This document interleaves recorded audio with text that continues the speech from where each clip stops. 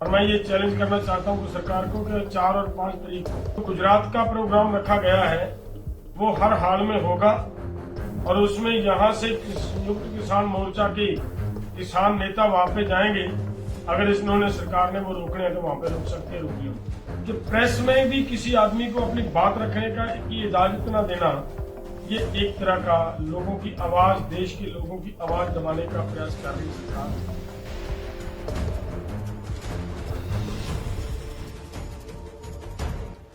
आप सब भाइयों को ये बताना चाहता हूं कि जो हमारी टीम युद्धवीर लेकर गुजरात गए थे, गुजरात की सरकार ने, या ये कहें कि मोदी जी की सरकार ने घबराहट में आते हुए उन सभी भाइयों को अरेस्ट किया, प्रेस कॉन्फ्रेंस में से अरेस्ट करके लेकर गए। और ये एक तरह का बहुत घिनौनी हरकत की है सरकार ने।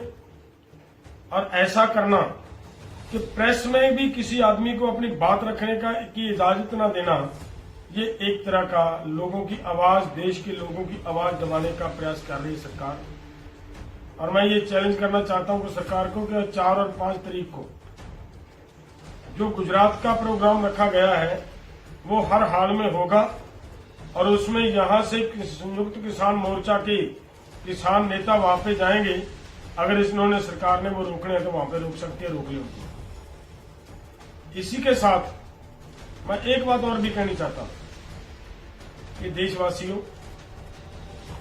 ये हमारे प्रधानमंत्री जी कैसी हरकतें कर रहे हैं और इनका चेहरे को, जो इनका अंदर की भावना है उसको समझते हुए बाहर के कंट्री वालों ने, जैसे बांग्लादेश वालों ने विरोध किया है नरेंद्र मोदी जी का, और वहां पे 4 लोगों ने शहादतें दे दी हैं इनका विरोध करते हुए। और हम लोगों को कब समझाएगी, हम कब समझेंगे जब बाहर के लोग मोदी जी की इन कानूनों की वजह से, ऐसी हरकतों की वजह से इनका विरोध कर रहे हैं। तो हम देशवासियों की जिम्मेदारी बनती है कि हम सबसे पहले हम खड़े हों, हम सबसे पहले खड़े नजर आए।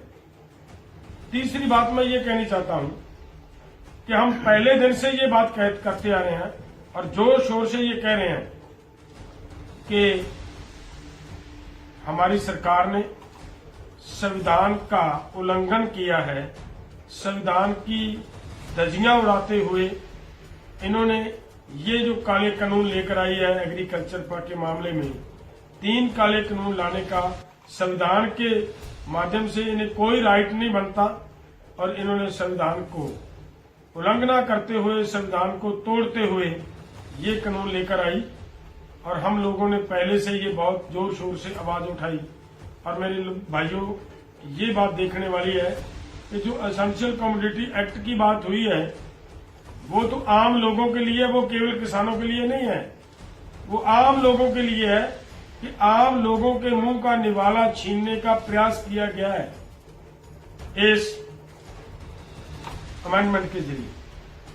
और आगे मैं एक बात और भी कहना चाहता हूं कि दिल्ली वासियों, अब थोड़ा और आप भी देखें, आप भी अपनी आंखों पर बंधी हुई पट्टी को खोलें और इस आंदोलन का सहयोग करें। क्योंकि इलेक्टेड गवर्नमेंट के जो राइट्स छीनते हुए, संविधान की उल्लंघना करते हुए इन्होंने जो बिल पास करवाया है और एलजी को पावरें दे दी गई हैं, पूरी इलेक्टेड गवर्नमेंट की कोई शक्ति नहीं रही उसके पास। और पार्लियामेंट में और राज्यसभा में जैसे इन्होंने वो पास करवा लिया गया है, उससे आप लोगों को समझाना चाहिए कि ये कैसा नादरशाही फरमान, किस तरीके से ये तानाशाही नीतियां अपनाकर ये सरकार चल रही है। और इसका विरोध हर भारतीय को, हर देशवासी को, जो देश के संविधान की रखवाली करनी चाहता है, हर देशवासी को इसके खिलाफ एकजुट होकर खड़े होने की जरूरत है। और धन्यवाद।